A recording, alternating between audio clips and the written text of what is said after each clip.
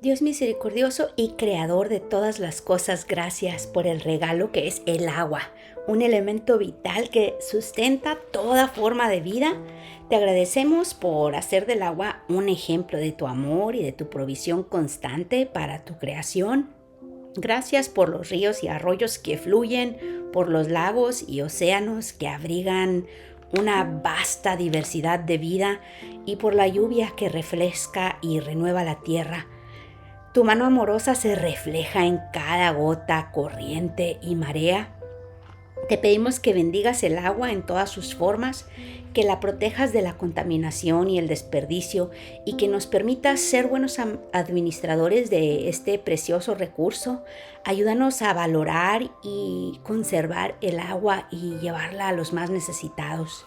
Que tu provisión abundante llegue a todos los rincones de la tierra. Permítenos trabajar juntos para asegurar que todas las personas tengan acceso a esta bendición.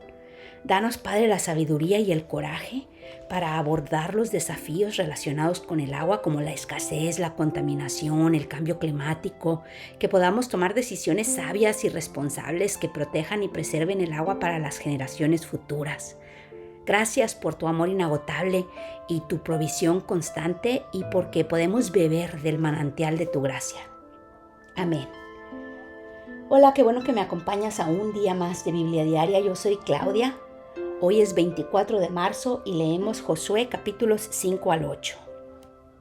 En efecto, un gran pánico invadió a todos los reyes amorreos que estaban al oeste del Jordán y a los reyes cananeos de la costa del Mediterráneo, cuando se enteraron de que el Señor había secado el Jordán para que los israelitas cruzaran. No se atrevían a hacerles frente. Liberación del oprobio egipcio. En aquel tiempo, el Señor le dijo a Josué: prepara cuchillos de pedernal y vuelve a practicar la circuncisión entre los israelitas. Así que Josué hizo los cuchillos y circuncidó a los varones israelitas en la colina de Aralot. Realizó la ceremonia porque los israelitas en edad militar que habían salido de Egipto ya habían muerto en el desierto. Todos ellos habían sido circuncidados, pero no los que nacieron en el desierto mientras el pueblo peregrinaba después de salir de Egipto. Dios les había prometido a sus antepasados que les daría una tierra donde abundan la leche y la miel, pero los israelitas que salieron de Egipto no obedecieron al Señor y por ello Él juró que no verían esa tierra. En consecuencia, deambularon por el desierto durante 40 años hasta que murieron todos los varones de edad militar. A los hijos de estos, a quienes Dios puso en lugar de ellos, los circuncidó Josué, pues no habían sido circuncidados durante el viaje. Una vez que todos fueron circuncidados, permanecieron en el campamento hasta que se recuperaron. Luego el Señor le dijo a Josué: hoy les he quitado de encima el oprobio de Egipto. Por esa razón, aquel lugar se llama Gilgal hasta el día de hoy. Celebración de la Pascua. Al caer la tarde del día 14 del mes primero, mientras acampaban en la llanura de Jericó, los israelitas celebraron la Pascua. Al día siguiente, después de la Pascua, el pueblo empezó a alimentarse de los productos de la tierra, de panes sin levadura y de trigo tostado. Desde ese momento dejó de caer maná, y durante todo ese año el pueblo se alimentó de los frutos de la tierra. El comandante del ejército del Señor. Cierto día Josué, que acampaba cerca de Jericó, levantó la vista y vio a un hombre de pie al frente de él, espada en mano. Josué se le acercó y le preguntó: ¿es usted de los nuestros o del enemigo? De ninguno, respondió. Me presento ante ti como comandante del ejército del Señor. Entonces Josué se postró rostro en tierra y le preguntó: ¿qué órdenes trae usted, mi señor, para este siervo suyo? El comandante del ejército del Señor le contestó: quítate las sandalias de los pies, porque el lugar que pisas es sagrado. Y Josué le obedeció. La conquista de Jericó. Las puertas de Jericó estaban bien aseguradas por temor a los israelitas. Nadie podía salir o entrar. Pero el Señor le dijo a Josué: he entregado en tus manos a Jericó y a su rey con sus guerreros. Tú y tus soldados marcharán una vez alrededor de la ciudad. Así lo harán durante 7 días. 7 sacerdotes llevarán trompetas hechas de cuernos de carneros y marcharán frente al arca. El 7º día ustedes marcharán 7 veces alrededor de la ciudad, mientras los sacerdotes tocan las trompetas. Cuando todos escuchen el toque de guerra, el pueblo deberá gritar a voz de cuello. Entonces los muros de la ciudad se derrumbarán y cada uno entrará sin impedimento. Josué, hijo de Nun, llamó a los sacerdotes y les ordenó: carguen el acta del pacto, y que 7 de ustedes lleven trompetas y marchen frente a ella. Y le dijo al pueblo: adelante, marchen alrededor de la ciudad, pero los hombres armados deben marchar al frente del arca del Señor. Cuando Josué terminó de dar las instrucciones al pueblo, los 7 sacerdotes marcharon al frente del arca del pacto del Señor tocando sus trompetas, y el arca del pacto le seguía. Los hombres armados marchaban al frente de los sacerdotes que tocaban las trompetas, y tras el arca marchaba la retaguardia. Durante todo ese tiempo las trompetas no cesaron de sonar. Al resto del pueblo, en cambio, Josué lo ordenó marchar en silencio, sin decir palabra alguna ni gritar hasta el día en que les diera la orden de gritar a voz en cuello. Josué hizo llevar el arca alrededor de Jericó una sola vez. Después, el pueblo regresó al campamento para pasar la noche. Al día siguiente, Josué se levantó temprano y los sacerdotes cargaron el arca del Señor. Los 7 sacerdotes que llevaban las trompetas tomaron la delantera y marcharon al frente del arca mientras tocaban sus trompetas. Los hombres armados marchaban al frente de ellos, y tras el arca del Señor marchaba la retaguardia. Nunca dejaron de oírse las trompetas. También en este 2º día marcharon una sola vez alrededor de Jericó, y luego regresaron al campamento. Así hicieron durante 6 días. El 7º día, a la salida del sol, se levantaron y marcharon alrededor de la ciudad tal como lo habían hecho los días anteriores. Solo que en ese día repitieron la marcha 7 veces. A la 7ª vuelta, los sacerdotes tocaron las trompetas y Josué le ordenó al ejército: empiecen a gritar, el Señor les ha entregado la ciudad. Jericó, con todo lo que hay en ella, será destinada al exterminio como ofrenda al Señor. Solo se salvarán la prostituta Rahab y los que se encuentren en su casa, porque ella escondió a nuestros mensajeros. No vayan a tomar nada de lo que ha sido destinado al exterminio, para que ni ustedes ni el campamento de Israel se pongan en peligro de exterminio y de desgracia. El oro y la plata y los utensilios de bronce y de hierro pertenecen al Señor. Colóquenlos en su tesoro. Entonces los sacerdotes tocaron las trompetas y la gente gritó a voz en cuello, ante lo cual las murallas de Jericó se derrumbaron. El pueblo avanzó sin ceder ni un centímetro y tomó la ciudad. Mataron a filo de espada a todo hombre y mujer, joven y anciano. Lo mismo hicieron con las vacas, las ovejas y los burros. Destruyeron todo lo que tuviera aliento de vida. La ciudad entera quedó arrasada. Ahora bien, Josué les había dicho a los 2 exploradores: vayan a casa de la prostituta y tráiganla junto con sus parientes, tal como se lo juraron. Así que los jóvenes exploradores entraron y sacaron a Rahab junto con sus padres y hermanos y todas sus pertenencias, y llevaron a toda la familia a un lugar seguro fuera del campamento israelita. Solo entonces los israelitas incendiaron la ciudad con todo lo que había en ella, menos los objetos de plata, de oro, de bronce y de hierro, los cuales depositaron en el tesoro de la casa del Señor. Así Josué salvó a la prostituta Rahab, a toda su familia y a todas sus posesiones, por haber escondido a los mensajeros que él había enviado a Jericó. Y desde entonces, Rahab y su familia vivieron con el pueblo de Israel. En aquel tiempo, Josué hizo este juramento: maldito sea en la presencia del Señor el que se atreva a reconstruir esta ciudad, que eche los cimientos a costa de la vida de su hijo mayor, que ponga las puertas a costa de la vida de su hijo menor. El Señor estuvo con Josué y éste se hizo famoso por todo el país. El pecado de Acán. Sin embargo, Los israelitas desobedecieron al Señor conservando lo que Él había decidido que fuera destinado a la destrucción. Pues Acán, hijo de Carmí, nieto de Zibdí y bisnieto de Será, guardó para sí parte del botín que Dios había destinado al exterminio. Este hombre de la tribu de Judá provocó la ira del Señor contra los israelitas. La derrota en Ai.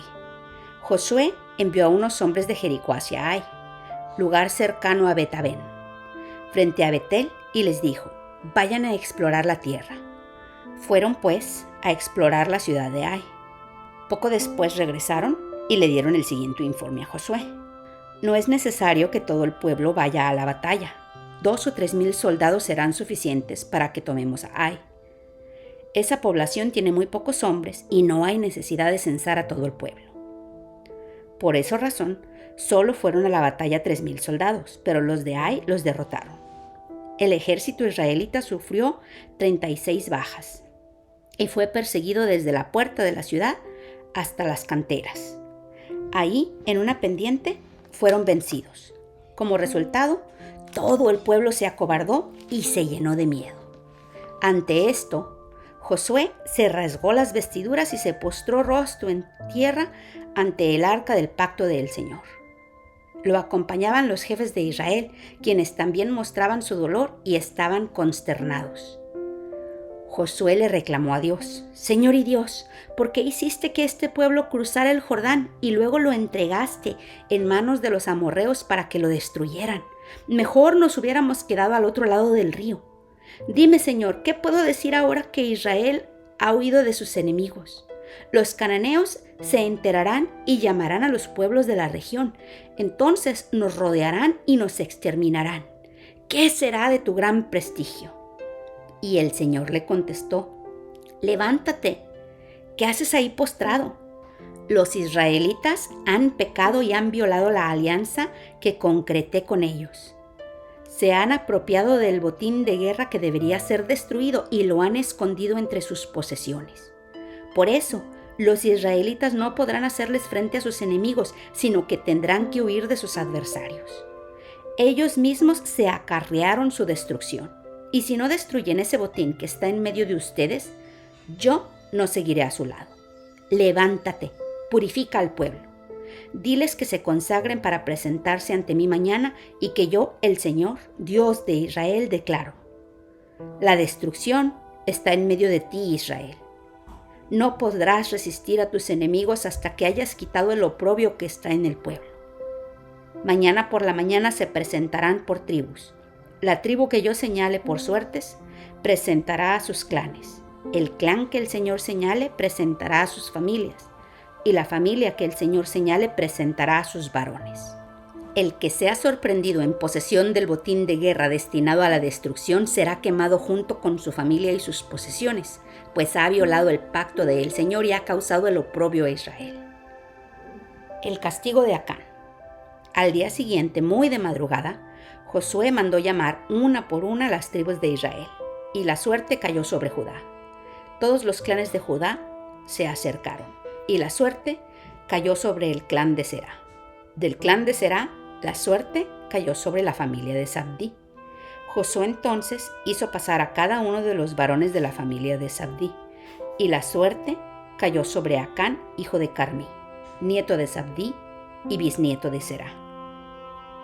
Entonces Josué lo interpeló: Hijo mío, honra y alaba al Señor, Dios de Israel.